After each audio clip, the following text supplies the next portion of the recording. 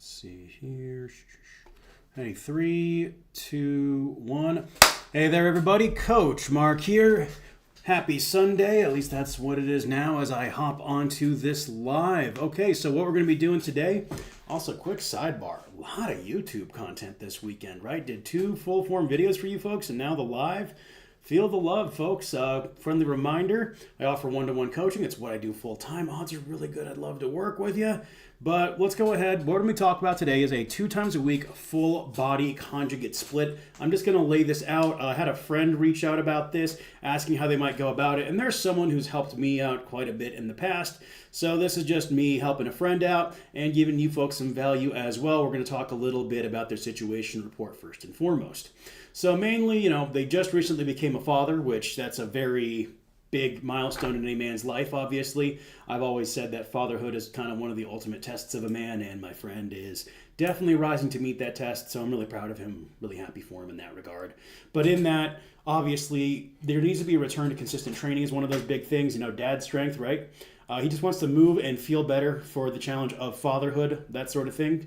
As far as long-term, he is hoping to get back into strongman, so we want to integrate in some strongman adjacent style training. As far as his training currently goes, he's training out of kind of a CrossFit box. So what you want to think about with that is that it means we got plenty of plates, we got dumbbells, we got kettlebells, we have bumpers, but not many machines. What's nice, though, is something like a lat pull down. You can use a band, and that's going to approximate what it is we need to get done. So there's always ways to get close enough, and especially since we aren't peaking, close enough is good enough as long as you attack it with intention. He does have some specialty implements in the form of a log, axle, SSB, sandbags, natural stones, and a trap bar. He does some occasional Metcon classes, and then normal squats are a bit problematic due to a birth defect that affects his hips and ankles. I'm not going to say his name because that's kind of borderline privileged medical information there. I mean, he shares it. He told me I'm allowed to share, all this information with you all, but I still don't want to say his name just because, I don't know, it's a respect thing. But we're going to go ahead. Let's create a pseudonym for him. How about Cody? Let's go with Cody. And no, it's not Cody Rhodes. I mean, all I'm saying is you never see me and Cody Rhodes in the same place. Maybe there's something to that. But let's go ahead and talk about a potential 2-day conjugate split.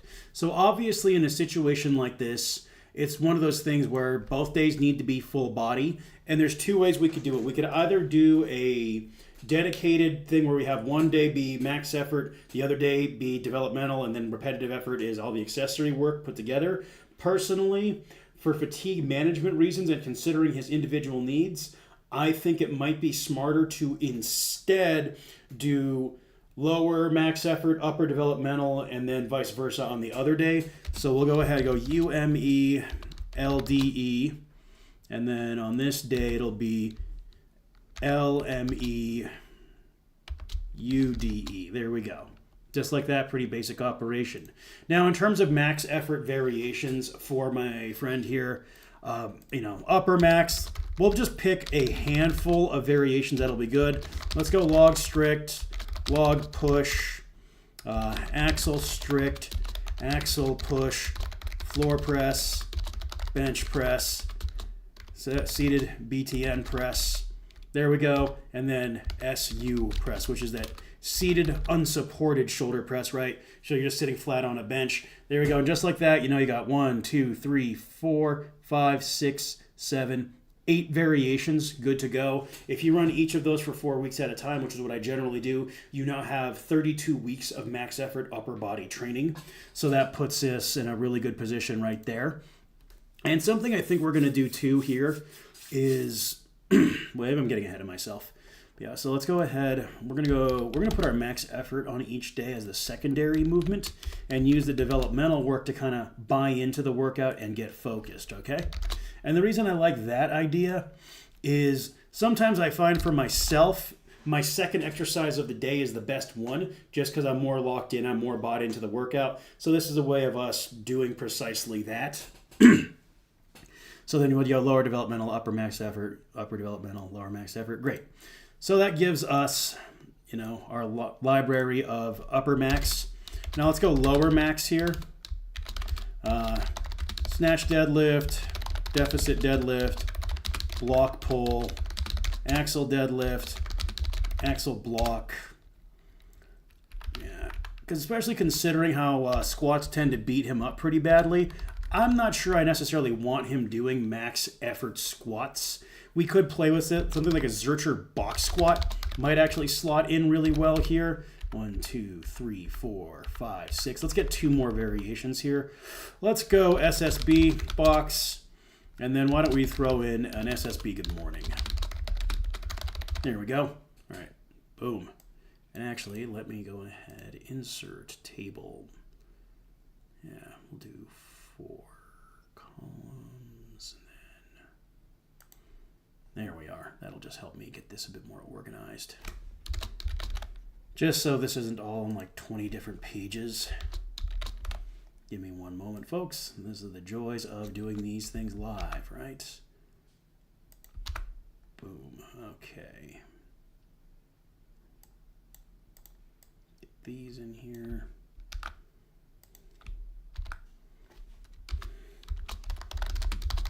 Let's see here. SSB box, SSB GM. Great. All right, now let's talk about upper developmental. Honestly, we can pretty much just take all this and copy and paste. And then lower developmental. Let's see here, as far as developmental exercise goes, so SSB box, Zercher box, Zercher outright, just because I love Zerchers. Good movement all across the board here. Deadlift, deficit deadlift, block pull. Let's see here. We could even consider swapping in stuff like sandbag loading on these developmental days. So we'll go sandbag load. That 1, 2, 3, 4, 5, 6, 7. Let's get 2 more variations here. Sandbag load. Let's go sandbag heart shock. And then one more thing here. Lower developmental. You know what? Let's go with an SSB pause. There we go. Okay, cool. There we go. I think that works out pretty nicely. So now we've got some variations to play with, right? And then from here, all we need to do is kind of slot in progressions and then slot in accessories. So for lower developmental, let's just pick a simple 4-week rotation here.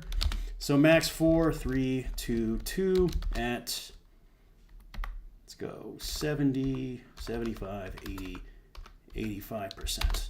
So that means it's 4 weeks. This is my standard density approach. I love this. I think it's one of the most reliable, simple, and just useful progressions I run. So you just set a timer for 10 minutes, right? And let's say week 1, you're just spamming sets of 4 at 70%. Week 2, you're spamming sets of 3 at 75%. And then in week 3, you're spamming sets of 3 at 80%. And then in week 4, you're spamming sets of 2 at 85%. Again, just 10 minutes. And we're going to go ahead and use that same progression on the upper body developmental as well. Just because, again, this is a good, reliable one. I just finished up a wave myself recently using this on the Axle reactive hang clean to push press. And, my 85%, I was able to get 5 easy dubs with it in the 10 minutes. And on the last set, I got 6 with it. And the only reason I stopped is my cardio was I was getting a little gassed there. So that tells me my strength has increased on it. And I actually haven't done any sort of max axle clean and press work in a long time. But other movements have been building that. So then I can just develop the skill with it and get what I need, right? Great. So that takes care of our lower developmental. Now let's talk about our max effort work here. Now, I think for upper, he wants to move and feel better. I think we want to take a slightly different approach with his waves here. So what we're going to do is week 1, let's have him hit a 5 RM. Week 2, we're going to have him do 2 sets of 2 at 5 RM. And if he feels good, then maybe he could take a slight weight jump in that second one. Then week 3, we'll have him hit a 3 RM. Week 4, let's try a 1 RM. Actually, no, I don't like that. Then in week 4, let's go. Week 4, what do I want to do there? You know what? I like the 2x2 after that 5 RM. So it's sort of a bi-weekly max effort. Let's go 4 RM, and then let's make that 3 sets of 1. with the 4 RM. There we go. Yeah, I think a modified biweekly max effort is going to be really helpful here, just to help control fatigue, and then give him that option where, let's say in weeks 2 and 4, where he's doing those sets across with the previous week's RM, he could work up if he's feeling good. Let's actually go ahead and make this 3 doubles. Yeah, there we go. And let's make this 5 singles. There we go. I like that. That looks pretty fun, honestly. Now, let's go ahead and continue on here with accessories. So, lower developmental, just throw in a vertical pull of choice here. So this could be pull-ups, it could be banded lat pull-downs, seated one-arm lat pull-downs. Anything like that is going to be very useful here. Let's get some biceps and some tricep work. Any sort of isolation exercise will fit in here. Recognizing that he's got dumbbells, we got plenty of options, skull crushers, rolling tricep extensions, etc., etc. And then let's do shoulder stability work here. So something like a face pull, windmill, IYT raise. There we go. Boom. That looks pretty all right. 1, 2, 3, 4, 5, 6. Yeah, okay, that's 6 movements. Now let's go over here. We'll go horizontal. And then lunge or unilateral hinge. There we go. I might play with that a little bit, but let me get through some other stuff here. All right, so let's talk about our lower max effort approach here. I think we have some options. I like the idea of the bi-weekly max effort still. We could just carry across the upper max effort wave, or we could do more in the 6 to 8 rep max range, which wouldn't be a bad idea. I generally like slightly higher reps on lower body. Reason being, lower body muscles do tend to have a bit more of an endurance component, so you can get away with higher reps. I mean, again, that's highly individual. You just gotta play with it. But let's go ahead here. I want to do something a little more enjoyable than just, oh, let's go ahead and copy the upper max effort, just to give him something a little more exciting. So let's have him go with a bi-weekly. We're going to actually just use the first half of my bi-weekly max effort 8 rep max program. That'll give him something fun to work with. And then we'll also make a slight modification here, where it'll be a 6 RM. Yeah, there we go.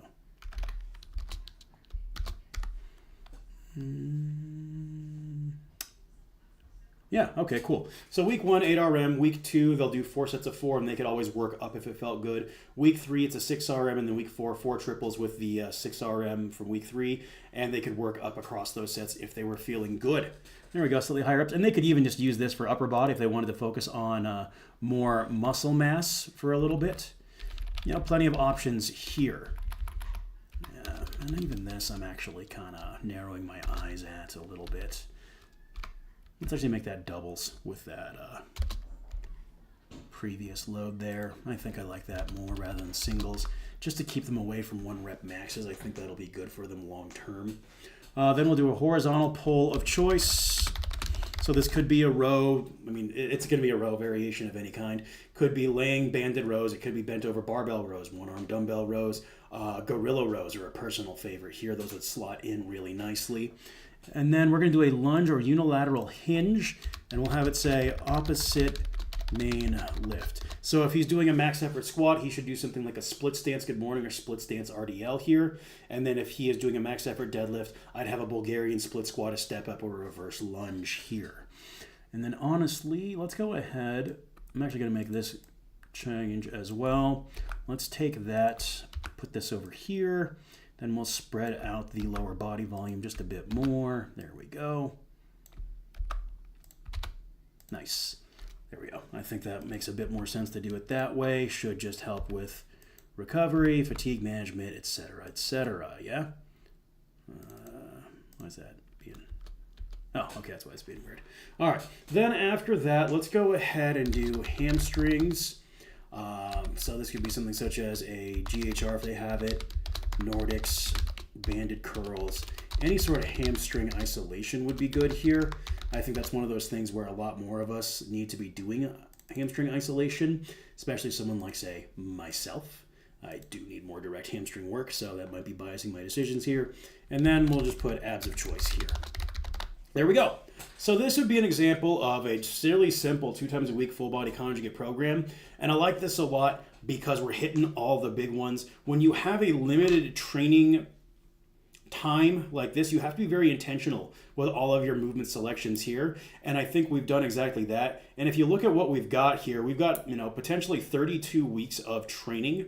Obviously on something like the sandbag heart shock, you wouldn't necessarily be able to do, the density like this. It might be something where instead you focus on 10 minutes of accumulating quality reps, and then the following week you try to beat that time, and then maybe in the latter 2 weeks you go a little bit heavier.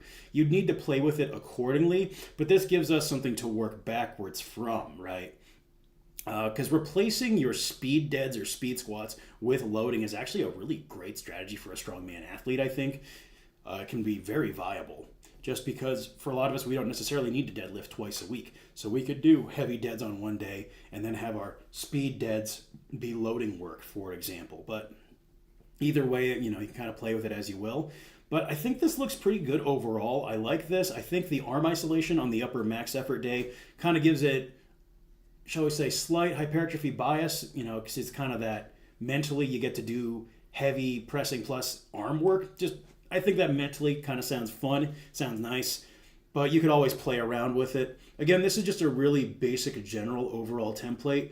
6 exercises each day. You could definitely add 1 or 2 movements, like if you wanted to add an extra arm or delt isolation, but I generally will keep my sessions around 6 or so exercises, barring extraordinary circumstances. But yeah, there you go, folks. That is a free 2 times a week conjugate template that you could run really easily. Hit up the Instagram. I have so many accessory progressions you could use to help make this more exciting. But yeah, that about wraps it up. Hope you folks are having a good one.